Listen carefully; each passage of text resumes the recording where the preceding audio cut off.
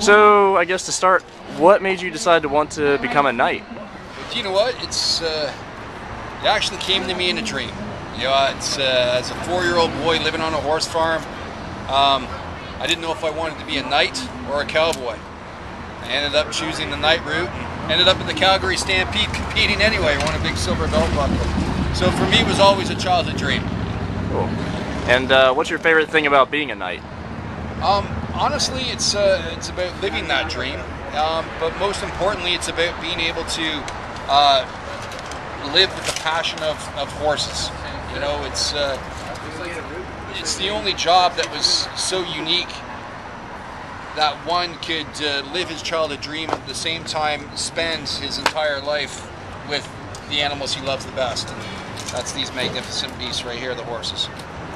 Very cool. And how exactly do you guys go about training for that? Because you guys use live hits and everything. Yeah, so the show that we do is unlike most other shows throughout North America, or let alone the world.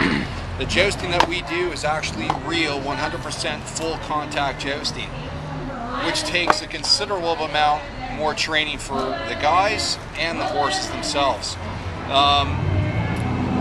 It's a lot of trust training for both horse and rider, and it's basically one step at a time, one piece of armor at a time. You train the horse to get to the point where he knows what you want of him. He knows that you're going to protect him. He knows that he's not going to get hurt. And then eventually, even though the hits are as violent as they can be for the knights, the horses are unharmed, and they just go from point A to point B. So at no time are the horses ever in any danger whatsoever. It just does take a lot of time to get a horse to trust you to go down charging at another horse, let alone wearing a 130 or 150 pound suit of armor like this one. Then you add the lance and the amount of force of impact, and you've got one hell of a hit. right.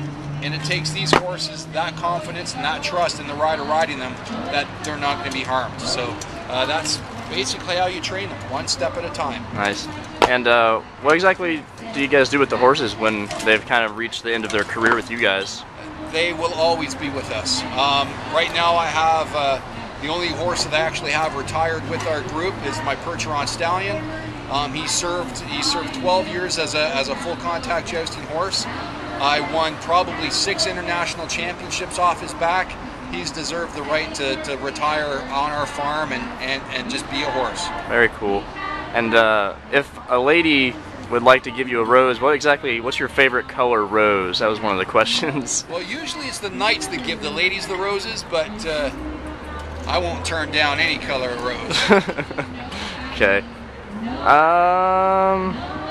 What would you say your favorite experience about being a knight has been so far? If you could pick one of your favorite memories. I think one of my favorite memories is we went out and did a jousting show, and there was a blind girl, you know, a little I think she was 8 years old, an 8-year-old blind girl there, and she, of course, couldn't see the joust, but she could feel the history. She'd never seen a horse. We got her up on horseback. She was able to give a hug to the horse. I think she could sense, you know, the movement and the feeling of being above the ground. And it doesn't matter, you know, how old you are or you know what disability you might have. People have always dreamt of, you know, knights in shining armor. It's part of our genes. You know, it's a part of our soul.